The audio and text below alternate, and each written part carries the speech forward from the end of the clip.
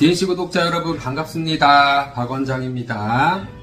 이제 날씨가 조금 풀리면서 봄이 오고 있는 것 같아요. 봄비가 내리고 나면 이제 완연한 봄이 되지 않을까 이런 생각을 좀 해봅니다. 병원에 오시는 손님들 중에 이제 빈혈로 오시는 아이들이 저희 병원에 엄청 많은데, 빈혈 중에 출혈에 의해서 빈혈이 오는 환자들에 대한 이야기를 좀 해보려고 해요. 보통 출혈이다라고 하는 건 피가 나는 거죠. 근데 이제 우리가 보기에 피가 어디에서 막 뚝뚝뚝뚝 막 떨어지는 게 보이면 출혈이 있는지 없는지 모르는데, 우리가 정확하게 인지를 하지 못하는 상태에서 출혈이 되는 경우들이 있습니다.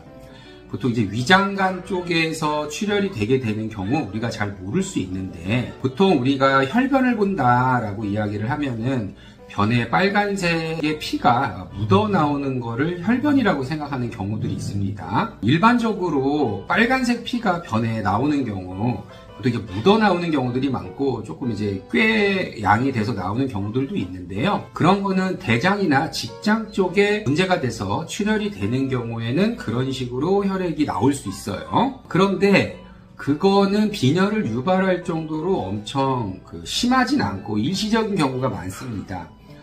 만성적으로 빈혈이 있는데 재생은 잘 되고 있고, 그렇다고 적혈구가 깨지는 증거가 없는 아이들 같은 경우에는 위장관 출혈에 의해서 빈혈이 오는 경우들이 종종 있습니다.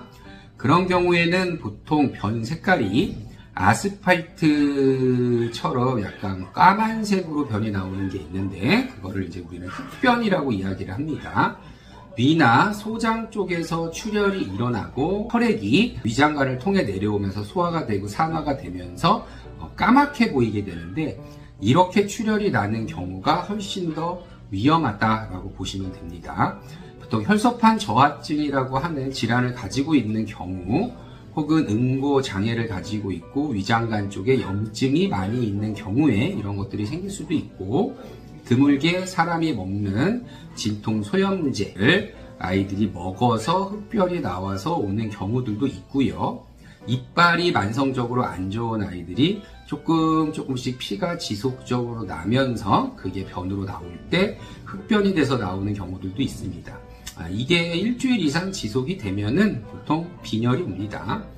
재생성 빈혈이 오는 거죠. 그래서 보통 이런 경우에는 출혈이 나는 부분을 막아줄 수 있는 방식으로 치료를 하게 된다라고 하는 겁니다.